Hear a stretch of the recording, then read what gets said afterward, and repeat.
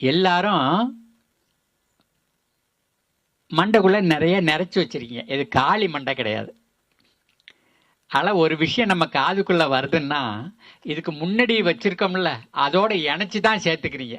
ஒன்று கூட்டி வச்சுக்குவீங்க, குறைச்சி வச்சுக்குவீங்க. நம்மளால் சொன்னது அப்படியே உள்ளுக்குள்ளே போகாது, அப்படியே வெளியில் வராது. அதுக்கு தான் அந்த கதையை சொன்னார். ஒரு விவசாயி 2 மாட்டை கட்டிட்டு உழுது பயிர் பண்ணியிருக்கிறான், விவசாயம் பண்ணியிருக்கிறான். தொடர்ந்து அவனோட அந்த மாடு வேலை செஞ்சுக்கிட்டே இருந்தது. மாட்டோட அவன் வேலை செஞ்சுக்கிட்டே இருந்தான். மாடுகள் இப்போ வயசாகிடுச்சு. இவன் நினச்சான் இது ரெண்டையும் விற்று விட்டுன்னு கொஞ்சம் இளம் மாடாக ஒரு ஜோடி வாங்கிக்கலான்னு நினச்சான். அந்த மாடு விற்று கொடுக்குறவன் வாங்கி கொடுக்குறவன் இருக்கிறான்ல, அவங்கள்ட்ட செய்தியை சொன்னான். அவன் ஒவ்வொருத்தனையாக கூட்டிகிட்டு வந்து அவன் விலை கேட்குறான் பாருங்க, அது ரொம்ப படுமோசமாக இருக்குது.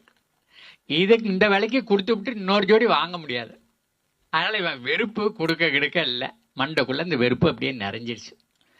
அங்கே வழியோட போகிறவன் கேட்டான், ஐயா சந்தைக்கு போகிறதுக்கு இதான் பாதையான்னு கேட்டான். சந்தைக்கு போகிறதுக்கு அவ்வளோதான் உங்கள்கிட்ட எதிர்பார்க்குறேன் நானும்.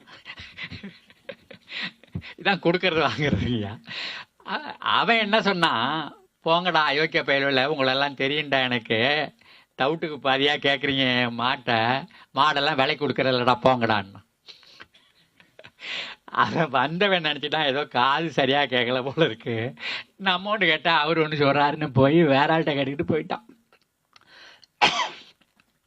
இப்போ இவனுக்கு சோறு கொண்டுக்கிட்டு வர்றா அவன் மனைவி. அவன் மண்டைக்குள்ள ஒன்று ஓடிக்கிட்டே இருக்குது. எத்தனை வருஷமாக இவருக்கு சமையல் பண்ணி போட்டாலும் ஒரு நாளாவது இந்த மனுஷன் வந்து வாய்க்கு ருசியாக இருக்குன்னு சொன்னது இல்லையே. அப்படி செஞ்சு தூக்கிட்டு வந்துட்டு இருக்கான். அவன் இறக்கிறத பார்த்துட்டு கையை கழுவிட்டு வர்றவன் அவனை சொல்லிட்டு வரான், எனக்கு கொஞ்சம் குடிக்க தண்ணி வேணும். இந்த பயலு வரவன் போகிறவன் எல்லாம் இந்த மாட்டை வந்து அடிமாட்டு விலைக்கு கேட்குறாங்க. நான் கொடுக்கறலடா போங்கடான்னு சொல்லிட்டேன்னு சொல்கிறான். அவ காதுக்குள்ளே அது எப்படி போகுதுன்னா, உன்னை கல்யாணம் பண்ணிட்டு வந்து எத்தனை வருஷம் ஆச்சு, ஒரு நாளாவது எனக்கு வாய்க்கு ருசியாக செஞ்சு கொடுத்தியான்னு அவ காதுக்குள்ளே போயிடுச்சு. அவன் மூஞ்சியை உருன்னு வச்சுக்கிட்டு அந்த சோறகரெல்லாம் பரிமாறிட்டு பாத்திரத்தெல்லாம் கழுவிக்கிட்டு அவள் புறப்பட்டு வீட்டுக்கு போகிறான். அங்கே அவன் வாசப்படில் உட்காந்துருக்கா. 30 வயசு ஆயிடுச்சு, கல்யாணம் ஆகலை.